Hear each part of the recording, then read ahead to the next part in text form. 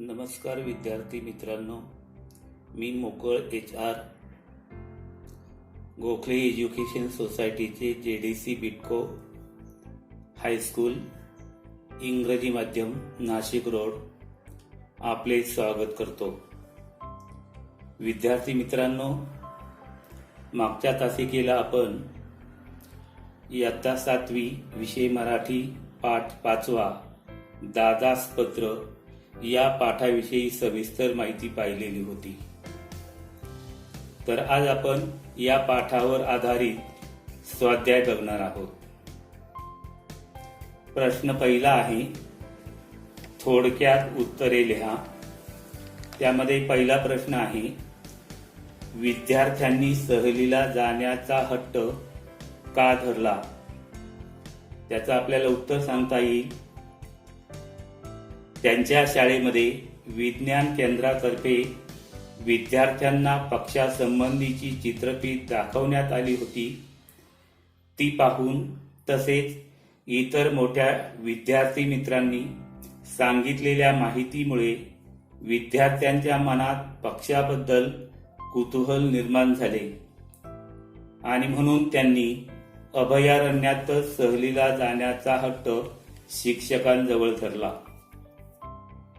त्यामधला प्रश्न दुसरा आहे, अभयारण्यातून फिरताना सरांनी माळढोक पक्षाबद्दल काय सांगितले?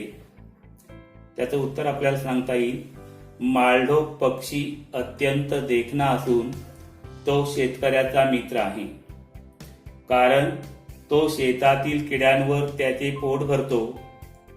हा पक्षी वर्षातून एकदाच अंडी घालतो, म्हणून त्यांची संख्या कमी होत आहे। त्याच्यामधला प्रश्न तिसरा आहे, माळढोक पक्षास शेतकऱ्याचा मित्र का म्हणतात? त्याचं उत्तर आपल्याला सांगता येईल, कारण माळढोक पक्षी शेतातील किड्यांवर आपला उदरनिर्वाह करतो। पर्यायाने याचा फायदा शेतकऱ्याला होतो।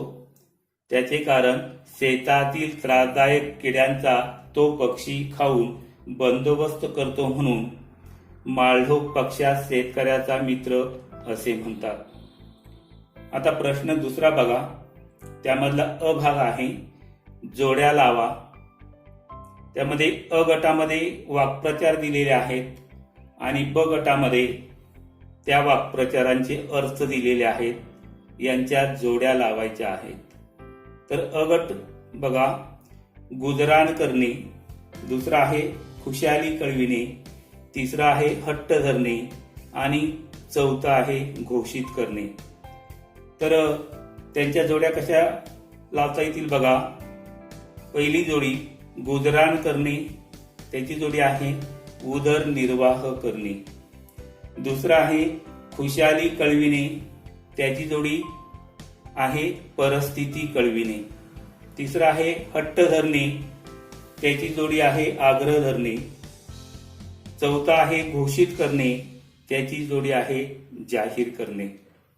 त्याच्यामध्ये प्रश्न दुसरा ब दिलेला आहे, तक्ता भरा। त्यामध्ये एकवचन आणि अनेक वचन दिलेलं आहे। त्याच्यामधला एकवचनी शब्द दिलेला आहे चित्रफीत, त्याचं अनेक वचन सुद्धा होतं चित्रफीत। दुसरं दिलेलं आहे शेतकरी, त्याचं अनेक वचन सुद्धा होतं शेतकरी। तिसरा शब्द दिलेला आहे एक वचनामध्ये खाते, त्याचं अनेक वचन होतं खाती। पुढचा चौथा शब्द दिलेला आहे एक वचनामध्ये शाळा, त्याचं अनेक वचन सुद्धा होतं शाळा। पाचवा शब्द दिलेला आहे पक्षी, त्याचं अनेक वचन सुद्धा होतं पक्षी। सहावा शब्द दिलेला आहे किडा, एक वचनामध्ये, त्याचं अनेक वचन होतं किडे। सातवा शब्द दिलेला आहे पत्र, त्याचं अनेक वचन होतं पत्रे। आता यामध्ये प्रश्न तिसरा आहे, एका वाक्यात उत्तरे लिहा। बघा मित्रांनो, त्याच्यामधला पहिला आकडा, आयेशाच्या शाळेत पक्षासंबंधीची चित्रफीत कोणी दाखवली होती? त्याचं उत्तर आहे विज्ञान केंद्रातर्फे आयेशाच्या शाळेत चित्रफित दाखवली होती? दुसरा आकडा आहे, विद्यार्थ्यांनी शिक्षकांजवळ कोणता हट्ट धरला? त्याचं उत्तर आपल्याला सांगता येईल, शाळेची सहल एखाद्या अभयारण्यातच न्यायची असा हट्ट विद्यार्थ्यांनी धरला होता. प्रश्न तिसरा आहे, माळढोक अभयारण्य कोठे आहे? त्याचं उत्तर आपल्याला सांगता येईल, माळढोक अभयारण्य सोलापूर बार्शी मार्गावर 22 किलोमीटर अंतरावर असलेल्या नान्नज गावाजवळ माळढोक अभयारण्य आहे. चौथा प्रश्न आहे त्यामधला, माळढोक अभयारण्य कोणी घोषित केलेले आहे? त्याचं उत्तर आपल्याला सांगता येईल, माळढोक अभयारण्य वन विभागाने घोषित केले आहे. त्याच्यामधला पाचवा प्रश्न आहे, शेतकऱ्याचा मित्र कोणता पक्षी आहे? तर त्याचं आपल्याला उत्तर सांगता येईल, माळढोक पक्षी. सहावा प्रश्न आहे, माळढोक पक्षास शेतकऱ्याचा मित्र म्हणतात. त्याचं उत्तर आपल्याला सांगता येईल एका वाक्यामध्ये, माळढोक पक्षास शेतकऱ्याचा मित्र म्हणतात कारण माळढोक पक्षी शेतातील किड्यांवर आपली उदरनिर्वाह करतो म्हणून. सातवा प्रश्न आहे, कोणता पक्षी वर्षातून एकदाच अंडी घालतो? तर त्याचं आपल्याला उत्तर सांगता येईल, माळढोक पक्षी वर्षातून एकदाच अंडी घालतो. आठवा प्रश्न दिलेला आहे, विद्यार्थ्यांनी माळढोक अभयारण्यात कोणकोणते पक्षी पाहिले? त्याचं आपल्याला उत्तर सांगता येईल, विद्यार्थ्यांनी माळढोक अभयारण्यात माळढोक, चंडोल आणि माळ टिटवी तसेच इतर पक्षीही पाहिले. नववा प्रश्न आहे, माळढोक पक्ष्याचे फोटो कोणी कॅमेऱ्यात काढले? त्याचं आपल्याला उत्तर सांगता येईल, माळढोक पक्ष्याचे फोटो आमच्या शिक्षकांनी कॅमेऱ्यामध्ये काढले. दहावा प्रश्न आहे, माळढोक अभयारण्यात पक्ष्याचे फोटो काढण्यापूर्वी कुणाची परवानगी घ्यावी लागते? तर त्याचं उत्तर आपल्याला सांगता येईल, माळढोक अभयारण्यात पक्ष्याचे फोटो काढण्यापूर्वी वन खात्याची परवानगी घ्यावी लागते. आता प्रश्न चौथा आहे, आकृती पूर्ण करा. म्हणजे या ठिकाणी आकृती दिलेली आहे, ती आपल्याला पूर्ण करायची आहे. त्याच्यामधला पहिला आकडा आहे, अभयारण्यातील 3 पक्षी, पुढे 3 चौकोन दिलेले आहेत. आपल्याला त्या 3 चौकोनामध्ये 3 पक्ष्यांची नावे लिहायची आहेत. तर ती कशी होतील बघा, अभयारण्यातील 3 पक्षी, पहिला जो चौकोन आहे त्यामध्ये आपल्याला लिहावं लागेल माळढोक, दुसऱ्या चौकोनामध्ये चंडोल आणि तिसऱ्या चौकोनामध्ये माळ टिटवी. त्याच्यामधला दुसरा प्रश्न आहे, दुसरी रिकामी जागा दिलेली आहे, संतुलित पर्यावरणातून पक्ष्याची प्रमुख भूमिका, आणि पुढे 2 चौकोन दिलेले आहेत. त्या 2 चौकोनामध्ये ते 2 चौकोन आपल्याला पूर्ण करायचे आहेत.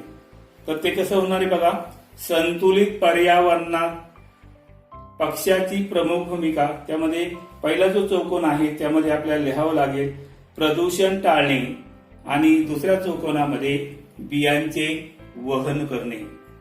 आता त्यामध्ये प्रश्न चौथा ब आहे, त्या ब मध्ये एक प्रश्न या ठिकाणी दिलेला आहे, तो आपल्याला विचारपूर्वक लिहायचा आहे. शहरातून पक्ष्यांची संख्या कमी का झाली आहे याविषयी तुमचे मत मांडा. तर हा जरा प्रश्न विचारपूर्वक लिहायचा आहे. त्याचं उत्तर आपल्याला सांगता येईल, शहरामध्ये सिमेंटच्या उंच इमारती आज पाहिल्या तर उभ्या राहिलेल्या आहेत, त्यामुळे झाडं नष्ट झालेली आहे. शिवाय इमारतींवर असणारे अँटिना डिश, मोबाईल टावर वाढलेले आहेत. या सर्वांचा त्रास पक्ष्यांना होतो. तसेच आपण सर्वांनी वृक्षतोड मोठ्या प्रमाणामध्ये केलेली असल्यामुळं, म्हणजेच वृक्षतोडीमुळे पक्षी शहरात गजबजलेल्या वस्तीस फिरकेनासे झाले आहे. वेगाने होणारे यांत्रिकीकरण पक्ष्यांना मानवत नाही, या सर्व कारणांमुळे पक्ष्याची संख्या दिवसेंदिवस शहरातून कमी कमी झालेली आपल्या लक्षात येते. अशा प्रकारे या प्रश्नाचं आपल्याला उत्तर लिहावं लागेल. विद्यार्थी मित्रांनो, मी हा जो स्वाध्याय दिलेला आहे, हा स्वाध्याय तुम्ही तुमच्या नोटबुकमध्ये व्यवस्थित लिहायचा आहे आणि शाळा भरल्यानंतर मी ते तपासणार आहे. धन्यवाद.